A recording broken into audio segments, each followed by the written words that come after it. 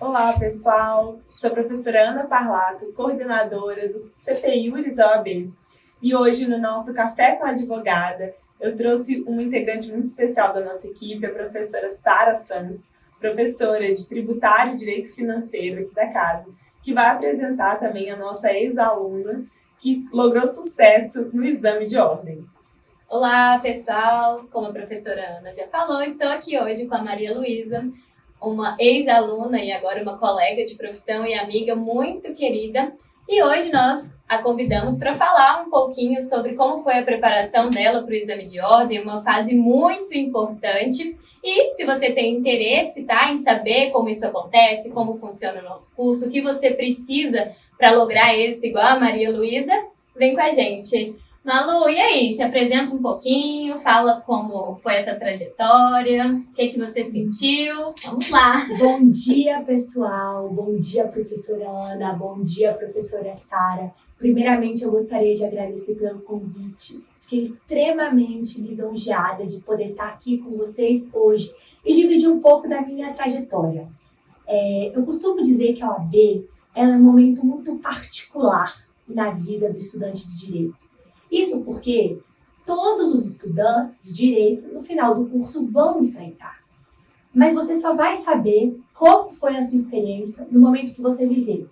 Pode ter uma pessoa que falou que estudou mais, menos, mas a sua fórmula, você mesmo que vai encontrar. Malu, conta um pouquinho do momento em que você fez a OAB. Em que contexto você estava? Ainda estava na faculdade?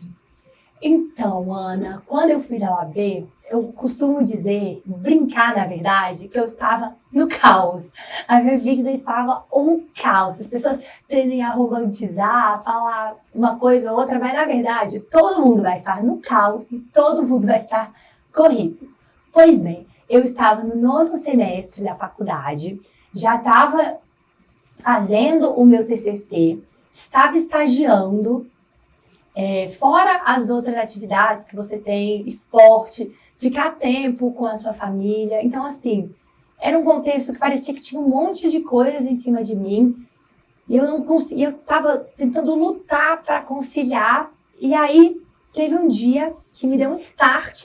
E eu falei, eu tenho vários objetivos na vida, mas o que eu quero agora é ser advogada. Então, não adianta eu focar em várias coisas e não focar no meu objetivo, que é ser advogada. Então, eu parei e virei a chave da minha vida e comecei a estudar para a OAB. E a OAB era uma coisa que eu queria tanto, assim, eu tinha tanta vontade daquilo, que o meu papel de parede, eu mudei toda a minha vida em função disso. O meu papel de parede, se você quiser, eu até acho depois para mostrar, era assim, eu quero, eu posso, eu consigo ser aprovada na 35ª OAB. E eu lembro que o pessoal fazia graça de mim. E eu falava assim, olha, se eu não acreditar em mim, quem é que vai acreditar? No meu quarto, quando eu acordava, eu tinha colocado essa mesma frase. Eu quero, eu posso, eu consigo ser aprovada na OAB. No meu escritório também. Então, assim, eu comecei a ver que isso não era uma coisa que o meu pai, minha mãe, meu chefe ou qualquer pessoa queria. Isso sempre foi uma coisa que eu quis. Porque quando você quer, e aí a gente entra no contexto, é difícil, tem dias que você está exausto, que você trabalhou muito, você teve várias aulas, então a sua cabeça não consegue pensar em nada. Mas você precisa. E aí que entra a disciplina. Eu aprendi a ser muito disciplinada, porque era uma coisa assim que eu precisava. E que eu queria muito. Cronogramas comigo, acho muito bom que aqui, inclusive no cursinho, vocês não têm, tem para aqueles que querem, nunca funcionou. Porque eu sempre tive um ritmo meu de fazer as coisas.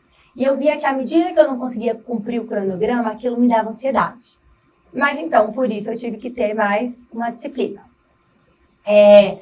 Então, estava no 9º semestre da faculdade, ainda tinha aulas presenciais, tinha o estágio de 1 a 7, tinha que fazer o meu TCC, tinha que fazer os esportes, né? Tinha que ir nos médicos, porque eu também tenho uma doença autoimune, eu tenho artrite reumatoide, então assim, vira e mexe, eu preciso estar fazendo acompanhamento médico mais constante. E aí começou. Que horas você estudava para a OAB? Ana, dependia, entendeu? Tinha dias que eu estudava de manhã muito cedo, tinha dias que eu estudava à noite. Aí, quando eu comecei a ter esse start da UAB, falar, vamos estudar, o que eu fazia? Para mim, todo momento livre era hora de absorver um conteúdo de UAB. Então, quando eu estava no carro, eu colocava as videoaulas, que elas são só gravadas, para eu conseguir ir escutando. Quando eu estava esperando um médico, alguma coisa, eu ficava resolvendo questões. Então, assim, isso eu fazia no meu tempo livre. O pessoal fala, mas eu não concentro, isso é aquilo. Mas, de alguma forma, esse conteúdo ele vai entrar na sua cabeça. Entendeu? Então, estude. Está cansado? Estude. Está querendo chorar? Estude. Teve um dia difícil? Estude. E aí, eu gostava de estudar sempre à noite. Eu desligava o meu celular, via algumas aulas e ficava resolvendo questão. E aos domingos, aos sábados e domingos, eu tirava um dia para eu fazer como se fosse um simulado. Eu simulava que eu estava dentro da prova. Entrava 1h da tarde, saía às 6, desligava o meu celular, só ia nas pausas do banheiro e ficava lá. E eu acho que isso me deu muita confiança. Porque eu já, apesar das questões serem diferentes, eu tinha uma familiaridade maior com a prova.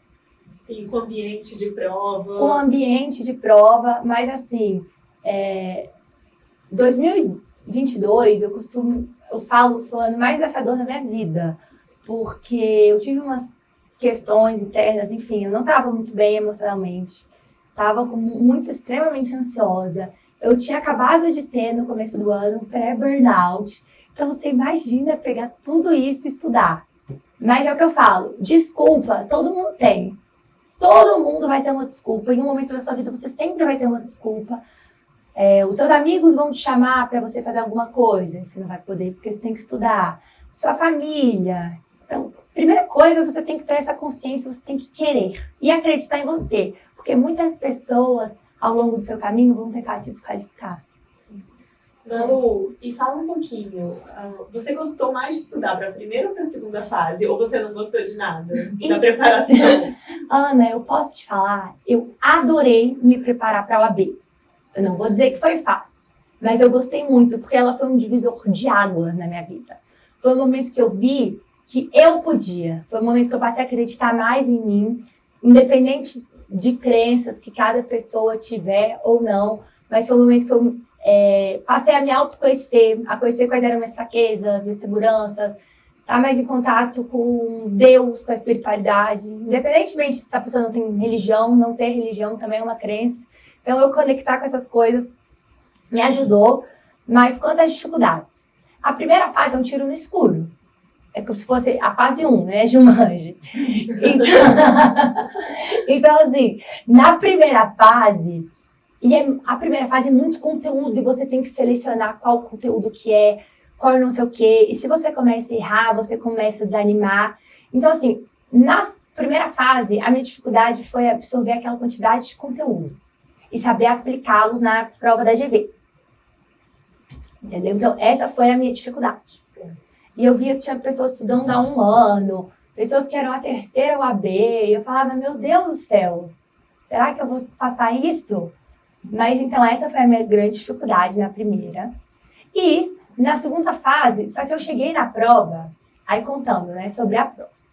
Fui fazer a prova lá, fiz a revisão, resolvi questões. Então, assim, eu estudei o que eu pude. E aí, foi nessa época que eu aprendi uma frase, que é assim, faça o que você pode com aquilo que você tem, onde você está. Então, assim, eu sei que eu poderia ter estudado 1 ano, 8 meses, eu sei disso. Mas eu fiz todo aquele meu estudo ser muito valioso. Abdiquei de várias coisas, sim. As pessoas falam que não abdica, mas tem que abdicar. E eu cheguei na primeira fase, eu estava tão serena. Eu vi as pessoas chorando, pessoas tensas, ansiosas, que tinham passado mal. E eu estava tão centrada que aquilo não ia me abater. Aí eu sentei, comecei a fazer a prova analítica. Não ia deixar uma prova me derrubar. Parecia, eu estava tão leve, eu tinha estudado tanto que parecia que as questões só iam. Foi uma prova que só fluiu, sabe? Eu fiquei até o final, mas assim, eu estava muito confiante. E aí eu lembro que eu cheguei em casa E, lógico, você fica muito tenso de conferir o resultado, né? E é no mesmo dia. No mesmo dia, Ana, eu falei, eu não vou mexer no meu celular, eu não vou falar nada com ninguém. Aí, umas 9h30, assim, da noite, a GV ainda não tinha soltado o resultado. Aí eu falei, vamos conferir com a minha mãe do resultado do CPIURES, enfim, de todos os outros cursinhos possíveis e impossíveis. Aí eu comecei a conferir. E aí aquela soma dava que eu já tinha passado. Eu falei, meu Deus, mas não é possível. Porque é isso, a gente tende a não acreditar em você. Quando uma coisa tá muito bom também, você fala, não, tem alguma coisa errada. Aí quando saiu o resultado da GV, eu fiquei assim, aliviada, sabe, em êxtase. Foi uma alegria. Acho que foi um dos melhores dias da minha vida, o dia que eu passei na primeira fase da UAB. Eu tava muito feliz, assim, meu olho brilhava. E aí eu tava tão focada na primeira, que eu tinha esquecido da segunda. Que era só metade do caminho. Exatamente. Aí eu falei, não. Aí eu dei uma pausa de uma semana. Falei, eu vou dar uma semana para poder conseguir me restabelecer e tal. E vamos começar a estudar para a segunda. E aí, na segunda fase, foi quando eu conheci a professora Sara. E ela, assim, foi muito mais que uma professora que eu tive, sabe? Ela foi uma grande amiga e uma grande incentivadora. Porque quando você está nessa fase, com pessoas que acreditam em você e te colocam para cima, tudo fica mais fácil. E aqui eu vou até pedir licença, né? Que as Com pessoas certeza. ficam falando professor, mas nós, né, somos 50%, eu acredito. O curso que você escolhe é uma boa escolha. Mas é muito bom escutar você falando, porque 50% é responsabilidade sua. Então eu tenho, né, nós temos aqui os nossos métodos, analisamos as provas durante muito tempo, mas que é importante que os alunos levem também é essa responsabilidade, Malu. E foi muito bom você trazer, olha, eu fui lá, escolhi um curso, eu conheci uma amiga e uma incentivadora. Mas 50% e o mérito, ao final, é nosso. Nós somos um time, quem é meu Sim. aluno sabe, eu falo isso toda aula. Ora, galera, já é um time, eu tô aqui pra te ajudar. 50-50. Uhum. Mas, assim, é muito bacana te escutar falando com tanto entusiasmo, né? De como foi, de como você se dedicou. Então, já ela vai contar um pouquinho como foi isso, mas parabenizo novamente, porque, de fato, é emocionante te ver falando com tanta Sara. alegria, né? E uma fase que eu já passei, já sou advogada, agora estou aqui tentando, né, auxiliar outros alunos, mas é muito gratificante e emocionante te escutar dizendo de uma fase que é importante para todo importante, mundo, né? gente. Mas conta aí da segunda, como você chegou, o que você esperava, o que você encontrou na segunda fase. E olha, eu sou uma pessoa, quem me conhece sabe, eu sou uma pessoa muito sincera. Então, quando a professora Sara, primeiro, se eu não tivesse gostado, eu não teria nem tido aula com ela. Quando ela me fez o convite para estar aqui, poder falar, eu falei, Sara, com certeza. Eu só falo aquilo que eu acredito e eu falo com esse entusiasmo, mesmo com essas coisas, porque é como eu me sinto. Como eu me sinto até muito mais. Mas enfim, chegou a segunda fase e eu confesso que eu escolhi a segunda fase por mais ou menos incentivo de amigas. Entendeu? Muita gente tinha falado de constitucional e tal, mas eu falei, não, tributários são menos peças e é um direito que, apesar das pessoas terem um pouco de resistência com tributário, as pessoas falam, não gosto de tributário, não sei tributário, mas eu nunca nem conheceu o tributário. E eu digo mais, todas as pessoas, elas vão precisar de imposto. A não ser que você seja beneficiado, que você vai ser isento de um imposto, você vai precisar, independente da sua área. Então, assim, isso foi um conhecimento que eu levo para a minha vida das aulas de tributário. Aí eu comecei a me preparar. E aí, beleza, o conteúdo na primeira fase é muita coisa questão, mas nessa é subjetiva. Então, aí tem as peças, você tem que fazer todas as iniciais, aí depois você tem que fazer todos os recursos. Só que na segunda fase, você não tem mais o pique da primeira. Entendeu? Você já está mais cansado por natureza. Mas é uma fase, mas você fala, poxa, e se eu fizesse só um pouquinho mais todo dia? Só um pouquinho mais.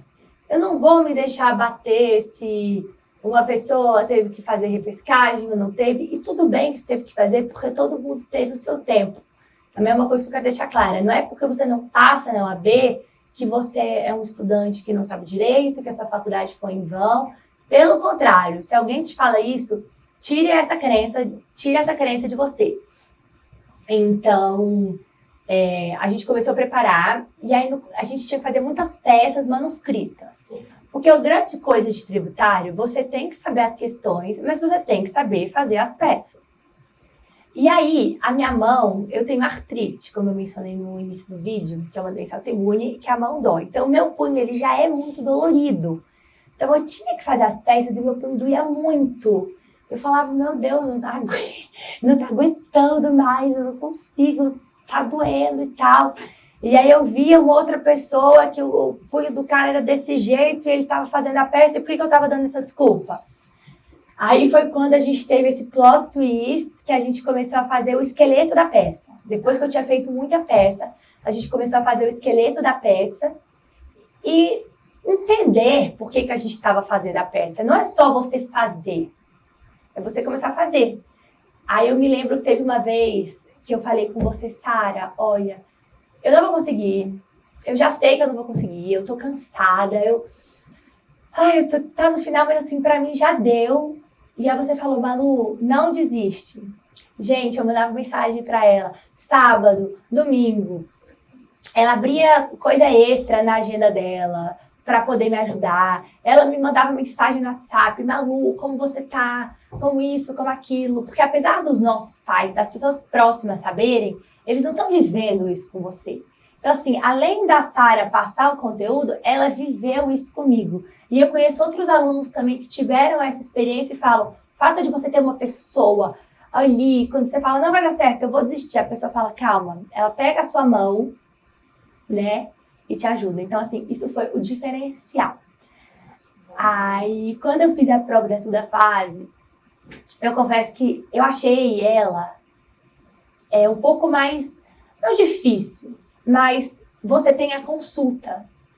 Então, quando você tem a consulta, aí você começa a ficar um pouco mais tenso. Porque se você não tem, é você mesmo. Mas quando você tem a consulta, você quer olhar do ICMS, você quer olhar cada coisa de ICMS até ver que não é aquilo. Mas nisso, o tempo passa. Então, assim, aí a gente teve uma estratégia muito legal de fazer prova também, que não adianta você também fazer a prova, fazer um rascunho e depois passar a mão, e depois passar limpo. Gente, isso não dá certo. Não dá tempo. Não dá tempo, Ana. Acho que um dos grandes desafios da prova da segunda fase é a gestão de tempo. É impressionante, assim. E isso mexe também muito com o emocional do aluno. Porque se ele não consegue dar conta daquela prova nas 5 horas, que parece muito, mas passa assim voando, surge uma sensação de insegurança muito grande. E isso pode atrapalhar até o fluxo ali de pensamento, né, do desempenho na prova. Gente, nome de peça. Isso é uma coisa que a pessoa na segunda fase ela vai enfrentar. Qual que será que é a peça? Se ela identifica de cara, ela fala, não, mas isso aqui tá muito fácil. Não é isso não. Isso aqui não é uma anulatória, isso aqui não é. Então, assim, você tem, uma autoconfiança, sabe, gente? E você ter uma pessoa de perto, você ter bons professores, você ter, não só conhecimento, porque conhecimento todo mundo dá. Mas o diferencial é você ter mais que professores, você ter amigos que possam ali te ajudar, foi pra mim o que fez toda a diferença. E quando eu passei na OAB, foi um alívio, pra mim, foi assim, parecia que o Brasil tinha ganhado, que tudo da minha vida, pra mim não me importava mais nada. Quando eu vi o meu nome naqueles aprovados, eu não acreditava, assim, eu comecei a chorar, todo mundo emocionado, e... É muito legal isso, porque eu acho que esse é um grande diferencial do CPUs mesmo, assim, o acesso aos professores, o contato com os professores.